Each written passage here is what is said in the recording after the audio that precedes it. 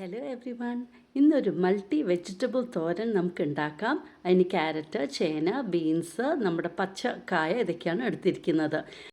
എണ്ണ ചൂടാക്കി കടുക് പൊട്ടിച്ചു, കുറച്ച് ചനാദാല്, നമ്മുടെ റെഡ് മുളക്, കരിവേപ്പില, പിന്നെ ഒരു സവാളയും 2 പച്ചമുളകും ചേർത്ത് നന്നായിട്ട് വഴറ്റി കൊടുത്തു. എന്നതിന് ശേഷം നമ്മുടെ ക്യാരറ്റും ചേനയും ബീൻസും ഇട്ട് കൊടുത്ത് ഉപ്പും പാകത്തിനിട്ട് വെള്ളവും ചേർത്ത് അടച്ച് വേവിച്ചു. പിന്നെ ഇടയ്ക്ക് ഒന്ന് ഇളക്കിയും കൊടുക്കണം.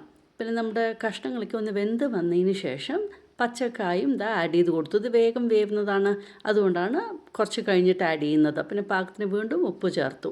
ഇനി അരയ്ക്കാനായിട്ട് നാളികേരത്തിൻ്റെ കൂടെ 2 ചെറിയ ഉള്ളി, 1 വെളുത്തുള്ളി, ഒരു 1/2 ടീസ്പൂൺ നമ്മുടെ ജീരകം ഒന്ന് കോഴ്സായിട്ട് ഗ്രൈൻഡ് ചെയ്തെടുക്കാം.